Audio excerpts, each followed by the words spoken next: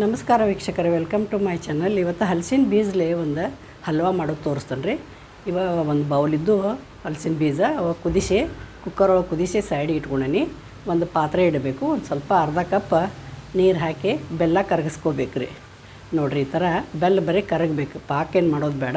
ಬೆಲ್ಲ ಕರಗೋಣ ಸೈಡ್ ಇಡಬೇಕು. ಒಂದು ಪಾತ್ರೆ ಇಟ್ಟು 2 ಸ್ಪೂನ್ ತುಪ್ಪ ಹಾಕಿ ಡ್ರೈ ಫ್ರೂಟ್ಸ್ ಎಲ್ಲ ಸ್ವಲ್ಪ ಹುರ್ಕೋಬೇಕು ರೀ. ಡ್ರೈ ಫ್ರೂಟ್ಸ್ ಗೋಡಂಬಿ, ಮನುಕ, ಕುಂಬಳ ಬೀಜ, ಮನುಕ ಹಾಕಿ ಸ್ವಲ್ಪ ನಮಗೇನು ಬೇಕಾದ ಡ್ರೈ ಫ್ರೂಟ್ಸ್ ಹಾಕೋಬೋದು. ನಾವು ಸೈಡಿಗೆ ತೆಗ್ದೇನಿ.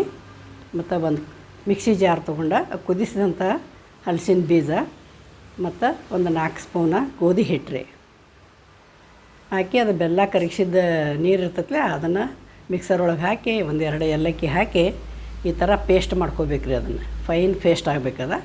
ಫೈನ್ ಪೇಸ್ಟ್ ಆದಮೇಲೆ ಒಂದು ಕಡಾಯಿ ಒಳಗೆ ಸ್ವಲ್ಪ ತುಪ್ಪ ಇರ್ತದಲ್ಲ, ತುಪ್ಪ ಒಳಗೆ ಇದನ್ನು ಚಲೋ ತಂಗಿ ಕೈ ಬಿಡ್ಲಾರ್ದ ತಿರುಬೇಕು ರೀ. ಕಲರ್ ಚೇಂಜ್ ಆಗೋ ತನಕ ಹಲ್ವಾ ಭಾಳ ಚಲೋ ಆಗ್ತೈತಿ. ಈ ಥರ ನೀವು ಮಾಡಿ ನೋಡಿರಿ. ಯಾಕಂದ್ರೆ ಅದನ್ನು ಹಲಸಿನ ಬೀಜ ಭಾಳ ಪೌಷ್ಟಿಕ ರೀ. ಅದು ಭಾಳ ಪೌಷ್ಟಿಕ, ಕ್ಯಾಲ್ಸಿಯಮ್ ಇರ್ತೈತಿ, ಪ್ರೋಟೀನ್ ರೀ. ಅದಕ್ಕೆ ಚೆಲ್ಲಬಾರ್ದು. ಸ್ವಲ್ಪ ತುಪ್ಪ ಹಾಕಿ ಈ ಥರ ಗೊಳೆ ಆಗ್ತೈತಿ, ಬೇದಿರ್ತೈತಿ. ಚಲೋ ತಂಗಿ ಬೇಯಿಸ್ಕೊಂಡು ಡ್ರೈ ಫ್ರೂಟ್ಸನ್ನು ಎಲ್ಲ ಹಾಕಿ ಅದ್ರಾಗ ಮಿಕ್ಸ್ ಮಾಡಿ ಒಂದು ತಟ್ಟೆಗೆ ತುಪ್ಪ ಹಚ್ಚಿಟ್ಟಿದ್ನಿ. ಅದನ್ನೆಲ್ಲ ಚಲೋ ತಂಗಿ ಹಿಂಗೆ ಬಡ್ಕೋಬೇಕು ರೀ. ಬಡದು ನಮಗೆ ಯಾವ ಆಕಾರದಾಗ ಬೇಕು ಆ ಆಕಾರ ಕಟ್ ಮಾಡಿ ಹಲಸಿನ ಹಲ್ವಾ ಭಾಳ ಚಲೋ ಆಗ್ತೈತಿ. ನೀವು ಈ ಥರ ಟ್ರೈ ಮಾಡಿರಿ. ನಾನು ಹಿಂದಿನ ವಿಡಿಯೋದಾಗ ಹಲಸಿನಕಾಯಿ ಪಲ್ಯ ಮಾಡಿದ್ದೈತಿ, ಹಲಸಿನ ಬೀಜದ ಪಲ್ಯ, ಹಲಸಿನಕಾಯಿ ಪಲ್ಯ ಐತ್ರಿ. ನನ್ನ ಜಯಕ ಚಾನಲ್ಗೆ ಹೋಗಿ ನೀವು ನೋಡ್ಬೋದು. ನೋಡಿರಿ, ರೆಡಿ ಆಗೈತಿ. ಭಾಳ ಚಲೋ ಆಗ್ತೈತಿ. ಒಂದು ವಾರ ತನಕ ಇದನ್ನು ಇಟ್ಕೊಂಡು ತಿನ್ಬೋದು, ಅಷ್ಟು ಚಲೋ ಆಗ್ತೈತಿ.